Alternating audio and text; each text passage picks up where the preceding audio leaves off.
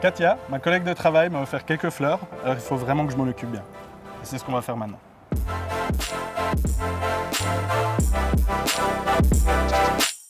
Voilà, Jean-Luc, comme tu vois, j'ai déjà pas mal de plantes sur ma terrasse. Et ces deux-là, il faut vraiment que je m'en occupe bien. Donc j'espère que tu puisses me donner des bons conseils d'expert. Avec plaisir, je t'ai déjà amené tout le matériel qu'il faut. Le drainage, des jolis pots, de l'engrais et surtout le bon terreau de ricoteur. Donc là, j'ai vu que c'est noté sans tourbe. J'ai toujours pensé que la tourbe, c'était quelque chose de bien en fait. Oui, la tourbe est bien pour les plantes. Par contre, la tourbe est un type de sol de nos marais. Et la tourbe met plusieurs milliers d'années à se constituer, raison pour laquelle depuis 1987, l'extraction de la tourbe est interdite en Suisse. Dans ce sens, ça vaut la peine vraiment d'utiliser un substrat sans tourbe. Alors, qu'est-ce qu'on fait en premier? On commence par où? Alors, d'abord choisir la bonne taille de pot. Ouais. Celui-là a l'air pas mal. Tu vois qu'il y a un trou au fond.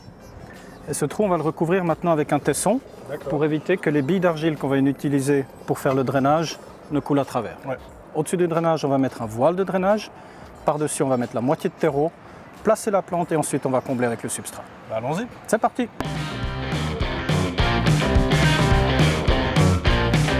Music got the best in me. Ever since I was a child. Now it's showing its ugly face. What can I do?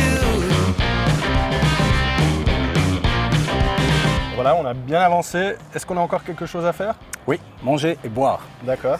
Alors tout simplement parce que dans le substrat, il y a environ des réserves pour 3-4 semaines. Ouais. Mais vu que l'hortensia, c'est une plante vivace qui dure longtemps, on rajoute de l'engrais dans le substrat. D'accord. Et ensuite, pour conserver la belle couleur bleue des hortensias, il faut rajouter régulièrement dans l'eau d'arrosage du bleu pour hortensia. D'accord. Et ça, on le met en bas et pas par-dessus, Oui, j'imagine. alors c'est pas une couleur, donc on le mélange effectivement à l'eau d'arrosage. Allez, c'est parti.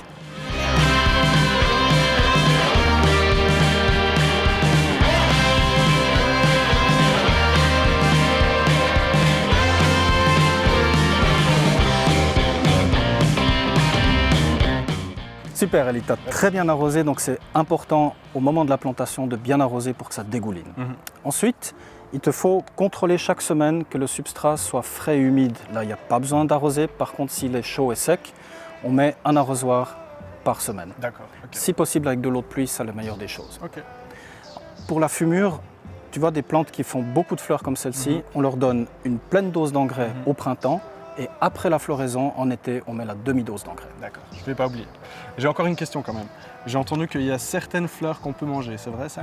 Oui, mais l'hortensia, je préférais pas essayer. Par D'accord. contre, tu peux manger les hémérocales, la bourrache ou des marguerites par exemple, mais renseigne-toi avant de faire des bêtises. D'accord, je le ferai.